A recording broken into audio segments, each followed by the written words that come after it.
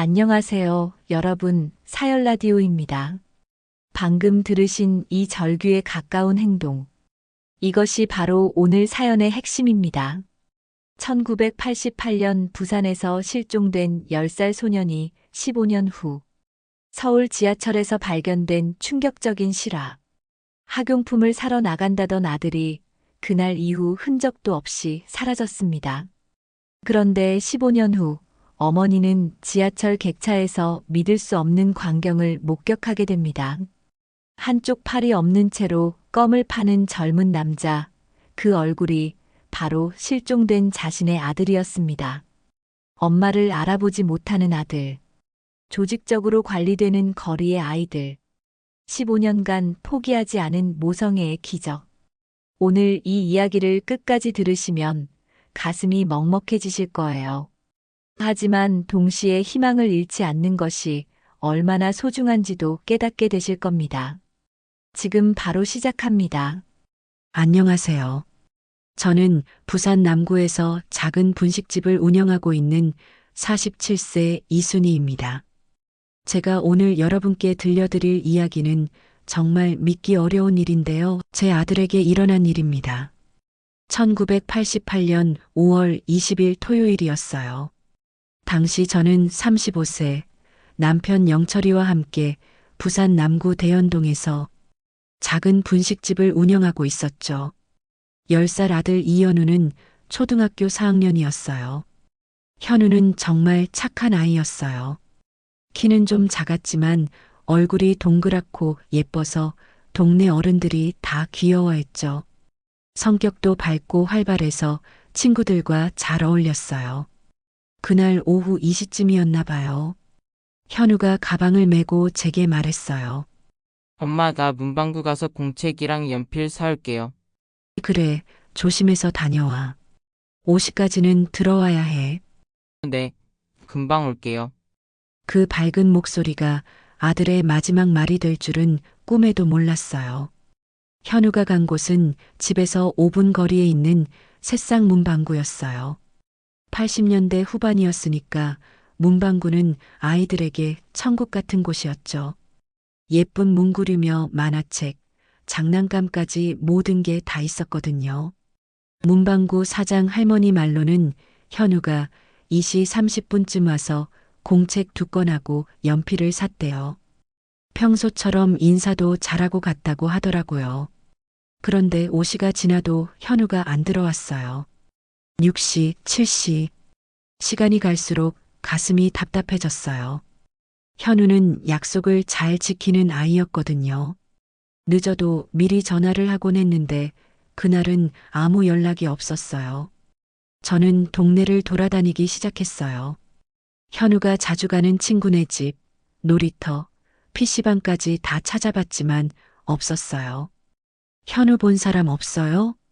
동네 사람들에게 물어봤지만 모두 고개를 저었어요. 8시가 되자 남편 영철이가 공장에서 급히 들어왔어요. 현우가 정말 안 들어왔다고? 문방구에서 2시 30분에 나온 게 마지막이야. 그럼 벌써 5시간 넘게. 우리는 온 동네를 뒤졌어요. 건설 현장, 공사장, 심지어 하천가까지 다 찾아봤어요. 하지만 현우의 흔적은 어디서도 찾을 수 없었어요. 다음 날 아침 바로 경찰서에 실종 신고를 했어요. 당시 남부경찰서 김동진 경위가 담당이었는데 정말 친절하게 도와주셨어요. 현우가 평소에 혼자 멀리 나간 적 있나요? 아니에요. 우리 현우는 겁이 많아서 동네 벗어나는 것도 무서워해요. 그럼 누군가 데려간 가능성이 높겠네요. 그 말을 듣는 순간 온몸이 얼어붙는 것 같았어요. 경찰은 현우가 문방구에서 집으로 오는 길을 샅샅이 조사했어요. 하지만 88년 당시엔 CCTV도 거의 없었고 목격자도 찾기 어려웠어요. 일주일이 지나자 저는 직접 나서기로 했어요. 현우 사진을 복사해서 전단지를 만들었어요. 우리 아들을 찾아주세요. 이현우 10세 키 130cm 동그란 얼굴. 마지막 목격 장소 대연동 새싹 문방구. 부산 전역에 붙이고 다녔어요. 지하철역, 버스터미널, 시장까지 하루에 수백 장씩 붙였어요. 사람들이 저를 보는 눈빛이 안쓰러워 보였어요. 어떤 분들은 동정하며 도와주기도 했지만 대부분은 그냥 지나쳐 갔어요. 아줌마, 힘내세요. 꼭 찾을 거예요. 이런 위로를 받을 때마다 눈물이 났어요. 한 달이 지나자 제보 전화가 오기 시작했어요. 대구에서 비슷한 아이를 봤다. 광주 터미널에 그런 아이가 있었다. 저는 전국을 다니며 확인했어요. 기차비, 버스비를 아끼려고 밤차만 타고 다녔어요. 하지만 갈 때마다 실망만 커졌어요. 우리 현우 맞나요? 아니에요. 다른 아이예요. 이런 일이 수십 번 반복됐어요. 6개월이 지나자 남편과의 관계도 악화되기 시작했어요. 영철이는 현실을 받아들이라고 했어요. 이제 그만해. 너 몸만 상해. 어떻게 그만해? 현우가 살아있을지도 모르는데 벌써 6개월이야. 경찰도 포기했어. 절대 포기 안 해. 우리는 매일 싸웠어요. 영철이는 술에 의존하기 시작했고 저는 현우 찾기에만 매달렸어요. 분식집 장사도 제대로 안 됐어요. 손님들 앞에서 갑자기 울음이 터지기도 하고 음식간도 제대로 못 맞추기도 했어요. 2년째 되던 해 영철이가 이혼을 꺼냈어요. 나도 힘들어. 새 시작을 하자. 현우가 돌아왔을 때 아빠가 없으면 어떡해? 현우는 이미. 영철이는 끝까지 말을 하지 못했어요. 결국 우리는 이혼했어요. 저는 혼자가 됐지만 현우 찾기를 포기하지 않았어요. 3년, 5년, 10년. 시간은 흘러갔지만 저의 하루는 똑같았어요. 매일 아침 일어나서 현우 사진을 보며 하루를 시작했어요. 현우야, 엄마는 오늘도 너를 찾으러 간다. 새로운 실종자 가족들이 제게 찾아오기도 했어요. 다들 똑같은 절망적인 눈빛이었어요. 언니, 어떻게 이렇게 오래 버텨요? 포기하면 현우가 정말 사라지는 것 같아서요. 저는 실종자 가족 모임에도 나가기 시작했어요. 비슷한 처지의 사람들과 이야기를 나누니 조금은 위로가 됐어요. 하지만 현실은 점점 절망적이었어요. 현우가 실종된 지 5년이 지나자 경찰 수사도 사실상 중단됐어요. 새로운 담당 경찰관들은 이 사건에 대해 잘 모르기도 했고요. 5년 전 사건이면 파일이 어디 있을까요? 이런 말을 들을 때마다 가슴이 무너졌어요. 10년이 지나자 주변에서 보는 시선도 달라졌어요. 처음에는 동정하던 사람들도 이제는 귀찮아하기 시작했어요. 순희 씨, 이제 정말 그만하고 새 인생 시작해요. 현우는 제 전부예요. 어떻게 포기해요? 저는 부산을 벗어나 전국을 다니며 현우를 찾았어요. 서울, 대전, 대구, 광주. 거리에서 구걸하는 아이들을 보면 가슴이 뛰었어요. 혹시 현우가 아닐까? 하지만 매번 실망이었어요. 15년이 지난 2003년 어느 봄날이었어요. 저는 서울 종로구에서 전단지를 붙이고 있었어요. 현우는 이제 25세가 되었을 거였어요. 사진도 컴퓨터로 나이를 추정해서 만든 걸로 바꿨어요. 아줌마, 15년이나 됐으면 이제 포기하세요. 제가 포기하면 현우는 정말 죽는 거예요. 그분은 고개를 저으며 지나갔어요. 그날 저녁 종로 3가 지하철역에서 일이 벌어졌어요. 퇴근 시간이라 사람들이 정말 많았어요. 지하철 2호선 객차 안에서 누군가 껌을 팔고 있었어요. 한쪽 팔이 없는 젊은 남자였어요. 목에는 불쌍한 장애인입니다. 도움 부탁드립니다라고 적힌 팻말을 걸고 있었어요. 처음에는 그냥 지나치려고 했어요. 그런 분들을 종종 봤거든요.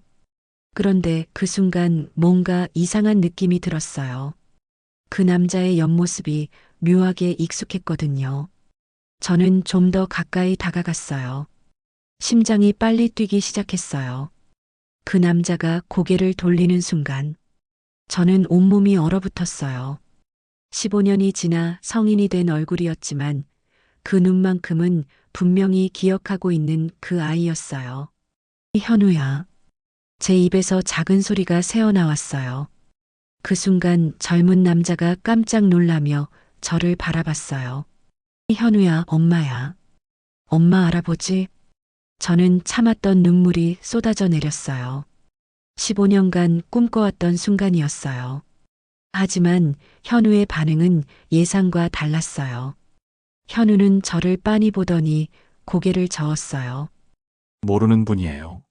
하지만 그 목소리, 그 얼굴은 분명히 제 아들이었어요. 현우야, 엄마야. 15년 동안 찾았어. 제가 다시 말하자 현우가 주변을 불안하게 둘러봤어요. 그리고 작은 목소리로 속삭였어요. 엄마 지금 위험해요. 저 감시당하고 있어요. 그 순간 저는 상황의 심각성을 깨달았어요. 현우가 누군가에게 강제로 끌려다니고 있다는 것을. 누가 감시해? 저기, 저 모자 쓴 아저씨요. 현우가 눈짓으로 가리킨 곳에는 검은 모자를 쓴 40대 남자가 신문을 읽고 있었어요. 언뜻 보면 평범한 승객 같았지만 자세히 보니 계속 이쪽을 의식하고 있었어요. 엄마, 제발 모르는 척 해주세요. 들키면 현우의 목소리가 떨리고 있었어요. 10년도 아니고 15년을 이런 공포 속에서 살았다는 게 믿어지지 않았어요. 현우야, 엄마가 경찰에 신고할게. 안 돼요. 여기서 하면 안 돼요. 현우가 급하게 제지했어요. 다음 역에서 내려서 혼자 경찰서 가세요. 너는 어떻게 해? 현우 저는 괜찮아요. 이제 익숙해졌어요. 그 말을 들으니 가슴이 찢어질 것 같았어요. 15년 동안 이런 지옥을 살았다는 것이, 그리고 그것에 익숙해져 버렸다는 것이. 지하철이 다음 역에 도착했어요. 엄마 내려요 빨리. 현우가 다급하게 재촉했어요. 저는 울면서 지하철에서 내렸어요. 15년 만에 만난 아들을 또다시 보내야 한다는 것이 믿어지지 않았어요. 하지만 현우의 안전이 더 중요했어요. 저는 바로 가까운 파출소로 달려갔어요. 제 아들이, 15년 전에 실종된 제 아들이 지하철에 있어요. 경찰관이 의아한 표정을 지었지만 제 절박한 모습을 보고 진지하게 들어주기 시작했어요. 30분 후 경찰 4명이 종로 3가역에 도착했어요. 하지만 현우가 타고 있던 지하철은 이미 떠난 후였어요. 정확히 몇 호선 몇 시 방향 열차였나요? 2호선 강남역 방향이었어요. 경찰은 즉시 추적에 나섰어요. 하지만 지하철은 너무 빠르고 사람들은 너무 많았어요. 그날 밤 현우를 찾지 못했어요. 하지만 저는 포기하지 않았어요. 이제 확실한 단서를 잡았으니까요. 현우가 살아있다는 것, 그리고 누군가에게 강제로 끌려다니고 있다는 것. 다음 날부터 경찰의 본격적인 수사가 시작됐어요. 종로경찰서 강력계 박민호 경위가 수사를 맡았어요. 이런 조직적인 범죄일 가능성이 높습니다. 경찰은 지하철 CCTV를 모두 분석했어요. 2003년이니까 CCTV가 꽤 많이 설치되어 있었거든요. 며칠 후 결과가 나왔어요. 현우와 같은 방식으로 구걸하는 사람들이 여러 명 발견된 거예요. 모두 신체 일부가 없거나 다친 젊은 사람들이었어요. 이들이 모두 한 조직 소속일 가능성이 높습니다. 경찰은 이들의 동선을 추적하기 시작했어요. 놀랍게도 이들은 정해진 스케줄대로 움직이고 있었어요. 아침에는 지하철 2호선, 오후에는 4호선, 저녁에는 1호선. 마치 회사 업무처럼 체계적이었어요. 이들이 밤에 어디로 가는지 추적해 봅시다. 일주일간의 미행 끝에 드디어 아지트를 발견했어요. 서울 외곽 경기도 고양시의 한 폐공장이었어요. 여기서 이들을 감금하고 있는 것 같습니다. 하지만 성급하게 들어갔다가는 인질들이 위험해질 수 있었어요. 경찰은 며칠 더 관찰했어요. 그리고 조직원들이 외출하는 시간을 파악했어요. 2003년 6월 15일 새벽 5시 구출 작전이 시작됐어요. 조용히 접근합니다. 인질들 안전이 최우선입니다. 공장 문을 열고 들어간 순간 경찰들은 충격적인 광경을 목격했어요. 20명이 넘는 젊은 사람들이 좁은 공간에 갇혀 있었어요. 대부분이 신체 일부가 절단된 상태였어요. 그리고 벽면에는 무서운 규칙들이 적혀 있었어요. 하루 목표 금액 7만 원, 미달 시 식사 금지, 도망 시 체벌. 이들은 10년, 15년씩 이런 곳에 갇혀서 강제로 구걸을 당하고 있었던 거예요. 현우는 어디에 있어? 저는 미친 듯이 찾아다녔어요. 공장 구석에서 드디어 현우를 발견했어요. 15년 만에 진짜 재회였어요. 순이 현우야. 엄마가 왔어. 하지만 현우는 저를 보고도 반응이 없었어요. 너무 오랫동안 그런 생활을 해서 감정이 마비된 것 같았어요. 엄마 정말 엄마세요? 현우가 떨리는 목소리로 물었어요. 그럼 엄마야. 우리 현우. 그제야 현우가 울기 시작했어요. 15년간 참았던 모든 감정이 터져나왔어요. 엄마 보고 싶었어요. 정말 보고 싶었어요. 저도 현우를 꼭 안고 울었어요. 조직 두목 최모 씨 52세와 조직원 6명이 체포됐어요. 이들은 15년 넘게 전국에서 아이들을 납치해서 이런 짓을 해왔던 거예요. 재판에서 최 씨는 무기징역을, 다른 조직원들도 10년 이상의 중형을 받았어요. 하지만 피해자들의 상처는 쉽게 아물지 않았어요. 현우도 마찬가지였어요. 처음에는 사람들이 많은 곳만 가도 공황장애를 일으켰어요. 현우 엄마, 또 누군가 저를 데려갈까봐 무서워요. 순이 괜찮아. 이제 안전해. 엄마가 지켜줄게. 병원에서 현우는 의수 수술을 받았어요. 의료기술이 발달해서 어느 정도 일상생활은 가능해졌어요. 하지만 정신적 치료는 더 오랜 시간이 필요했어요. 심리 상담도 받고 재활치료도 받았어요. 정부에서도 특별 지원금을 주었고요. 1년이 지나자 현우가 조금씩 웃기 시작했어요. 현우 엄마 고마워요. 포기하지 않아줘서. 당연한 거야. 엄마는 절대 포기할 수 없었어. 2년 후 현우는 검정고시를 통해 고등학교를 졸업했어요. 지금은 작은 카페를 운영하며 새로운 삶을 살아가고 있어요. 아직도 가끔 악몽에 시달리지만 매일매일이 기적 같다고 해요. 15년을 잃었지만 이제 새로 시작할 수 있어서 행복해요. 그리고 현우는 다른 피해자, 가족들을 돕는 일도 하고 있어요. 실종자 가족 모임에서 상담도 해주고 용기도 북돋워주고 있어요. 절대 포기하지 마세요. 기적은 일어납니다. 1988년 문방구에서 시작된 악몽이 2003년 지하철에서 끝났어요. 15년이라는 긴 시간이었지만 포기하지 않은 모성애가 기적을 만들어냈어요. 그리고 그 기적은 20여 명의 피해자들에게 새로운 삶의 기회를 선사했습니다. 여러분, 오늘 이 이야기 어떠셨나요? 절망적인 상황에서도 희망을 잃지 않는 것이 얼마나 중요한지 다시 한번 느낄 수 있었습니다. 혹시 여러분 주변에도 어려운 상황에 처한 분이 계시다면 작은 관심과 도움의 손길을 내밀어 주세요. 댓글로 여러분의 감동 후기도 남겨주시고 좋아요와 구독 버튼도 꼭 눌러주세요. 다음에도 더 의미 있는 이야기로 찾아뵙겠습니다. 오늘도 끝까지 들어주셔서 감사합니다.